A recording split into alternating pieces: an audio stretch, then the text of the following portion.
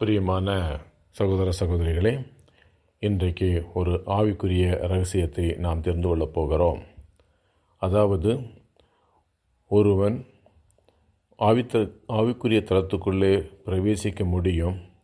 அப்படி பிரவேசிக்கும் பொழுது அவன் ஊழியக்காரனாக மாற முடியும்.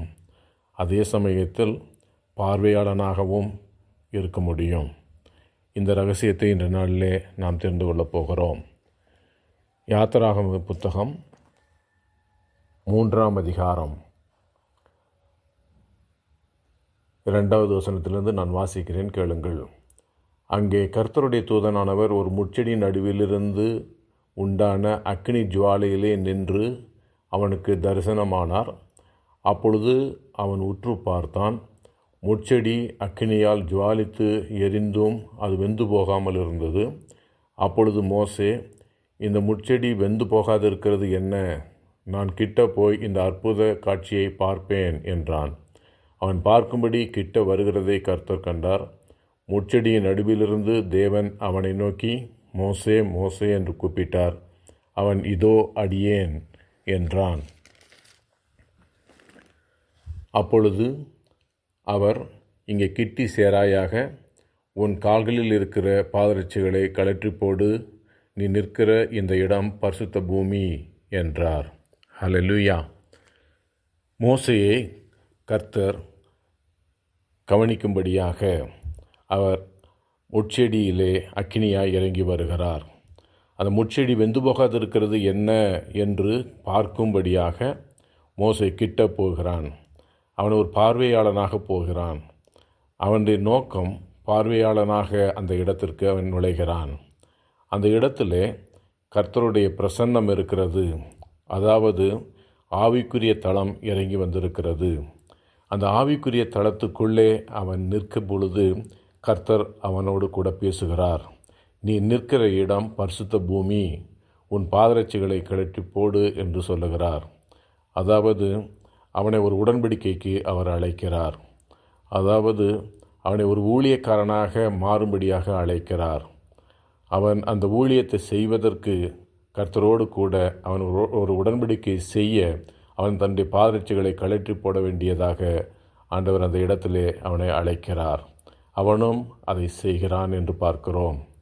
பிரியமான சகோதர சகோதரிகளே, கர்த்தர் ஒரு மனிதனை அழைக்கும் பொழுது, ஊழியத்துக்கென்று அழைக்கும் பொழுது அவனோடு கூட ஒரு உடன்படிக்கையை செய்து கொள்ளுகிறார். அவன் அறிந்திருக்கிற பாதரட்சியை கழற்றி போடும்படியாக அவனை அழைக்கிறார். அதாவது அவன் பாதுகாப்பாக அவன் நடக்கிற பாதைகளிலே அவனை பாதுகாக்கக்கூடிய அந்த பாதரட்சிகளை அவன் கழற்றி போடும்படியாக கர்த்தர் சொல்லுகிறார். அவனோடு கூட அவனை இனி பாதுகாப்பது நான் தான். நீ இந்த பாதரட்சிகளை நம்பி அல்ல, என்னை நம்பி நீ இரு என்று சொல்லும்படியான ஒரு உடன்படிக்கையை அவனோடு கூட அவர் செய்கிறார். அதே சமயத்தில் மார்க்கு 9ஆம் அதிகாரத்தில் நாம் பார்க்கிறோம்.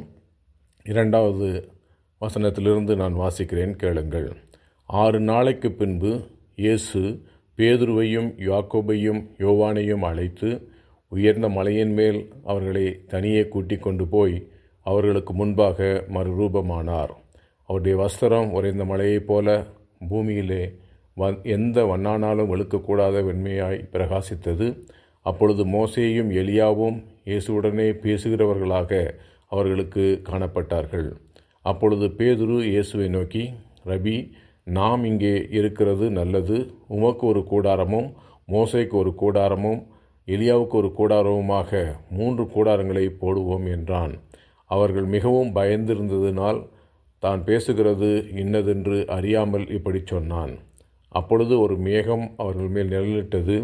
இவர் என்னுடைய நேசகுமாரன், இவருக்கு செவி கொடுங்கள் என்று அந்த மேகத்திலிருந்து ஒரு சத்தம் உண்டாயிற்று.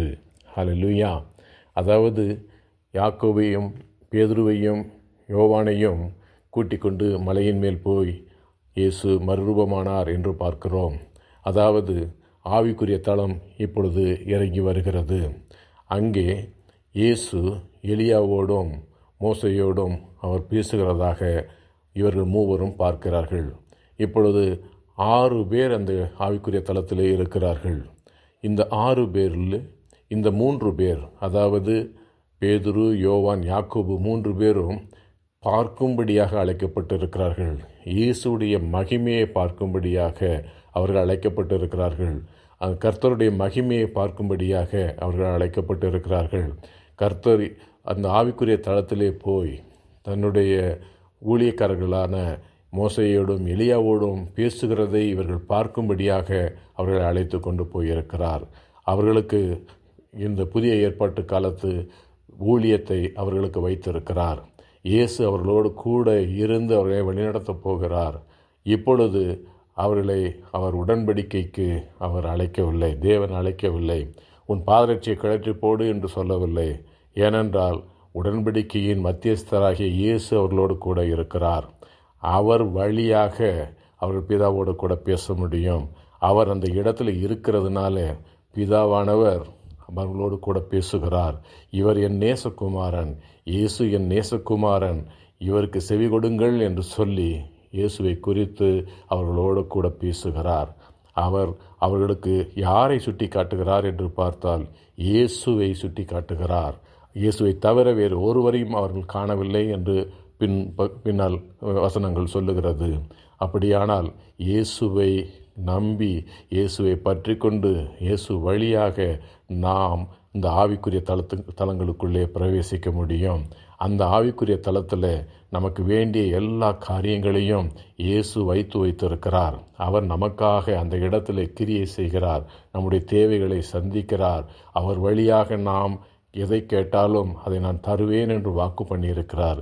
எனவே பிரியமானவர்களே, இப்பொழுது நீங்கள் ஊழியக்காரர்களாக இந்த புதிய ஏற்பாட்டு காலத்திலே நீங்கள் ஊழியக்காரர்களாக இருப்பீர்களானால் இயேசுவின் மூலமாக நீங்கள் கேட்கிற எதுவும் நீங்கள் செய்கிற எதுவும் மகத்தான ஊழியமாக இருக்கும். எனவே பிரியமானவர்களே, இந்த நாளிலே அறிந்து கொள்வோம், கர்த்தர் ஒருவனை ஊழியக்காரனாக அழைக்கும் பொழுது அவர் இந்த காலத்தில் இயேசுவின் மூலமாக நாம் ஊழியம் செய்ய வேண்டும். அவர் வழியாக நாம் பரலோக ராஜ்யத்துக்குள்ளே போக வேண்டும் என்று கர்த்தர் விரும்புகிறார். அவர் விரும்புகிறபடியே இயேசுவுக்காய் வாழ்வோம், இயேசுவோடு கூட வாழ்வோம். ஆமேன்.